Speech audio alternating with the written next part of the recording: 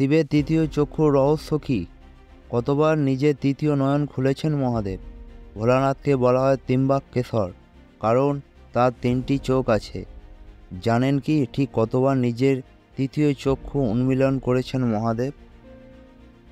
মহাদেবের প্রিয় শ্রাবণ মাস, এই সময় শিবের আরাধনা করে সহজেই তাকে সন্তুষ্ট করা সম্ভব।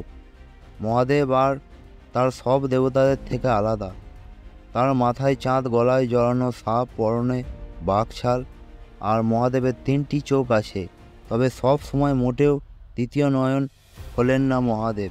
শাস্ত্র অনুসারে মাত্র কয়েকবার নিজের তৃতীয় চক্ষু খুলেছেন মহাদেব।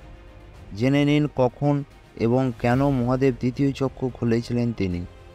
বন্ধুগণ, ভিডিওটি শুরু করার আগে আমার অজানা রহস্য চ্যানেলে যদি নতুন হয়ে থাকেন প্লিজ চ্যানেলটিকে সাবস্ক্রাইব করতে ভুলবেন না। লাইক, শেয়ার, কমেন্ট অবশ্যই করে দেবেন এবং কমেন্টে অবশ্যই লিখবেন জয় শ্রীকৃষ্ণ। চলুন বন্ধুগণ, বেশি দেরি না করে ভিডিওটি স্টার্ট করা যাক। মহাদেব ও দেবরাজ ইন্দ্রের যুদ্ধ। একবার দেবরাজ ইন্দ্র ও দেবগুরু বৃহস্পতি কৈলাস পর্বতে গিয়েছিলেন দেবাদিদেব মহাদেবের সঙ্গে সাক্ষাৎ করতে।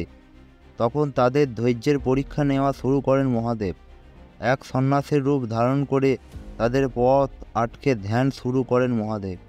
মহাদেবের কারণে আর এগোতে না পেরে সন্ন্যাসী রূপী মহাদেবকে সরে যেতে বলেন ইন্দ্র এবং বৃহস্পতি, কিন্তু মহাদেব কোনো কথার উত্তর না দিয়ে নিজের ধ্যান জারি রাখেন। মহাদেবকে চিনতে না পেরে তার উদ্দেশ্যে নিজের বজ্র নিক্ষেপ করেন দেবরাজ ইন্দ্র।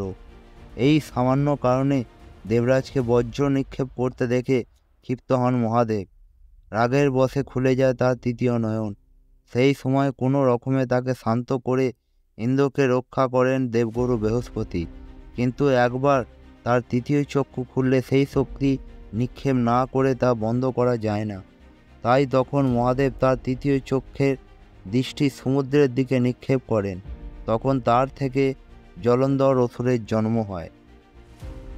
দ্বিতীয় কাহিনী, শিব ও কামদেব। মহাদেবের প্রথম স্ত্রী ছিলেন সতী। সতীর পিতা দক্ষরাজ একবার এক যজ্ঞের আয়োজন করেন। সেখানে সকল দেবদেবীর তিনি আমন্ত্রণ জানালে একমাত্র বাদ পড়েন মহাদেব। বাবার দ্বারা নিজের স্বামীর এই অপমান সহ্য করতে না পেরে সীতা যজ্ঞের আগুনে প্রাণ বিসর্জন করে। স্ত্রীর মৃত্যুর কথা শুনে প্রচণ্ড ক্ষিপ্ত হয়ে যান মহাদেব। তিনি সীতার মৃতদেহে কাঁধে নিয়ে প্রচণ্ড তাণ্ডব নৃত্য শুরু করেন। এই তাণ্ডবের ফলে সৃষ্টি যায় যায় অবস্থায়।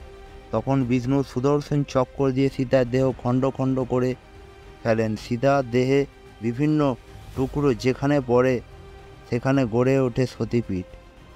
এরপর মহাদেবের ধ্যানমগ্ন হয়। এরপর হিমালয়ে কন্যা পার্বতী মহাদেবের প্রণয়ে মুগ্ধ হন, কিন্তু মহাদেবের ধ্যান ভঙ্গ করতে ব্যর্থ হয়ে তিনি কামদেবের কাছে সাহায্য চান। কামদেব তীর ছুঁড়ে মহাদেবের ধ্যানমগ্ন করেন। ধ্যানমগ্ন হতেই ক্ষুব্ধ মহাদেবের তৃতীয় চক্ষু খুলে যায়। সেই চোখের আগুনে ভস্ম হয়ে যান কামদেব।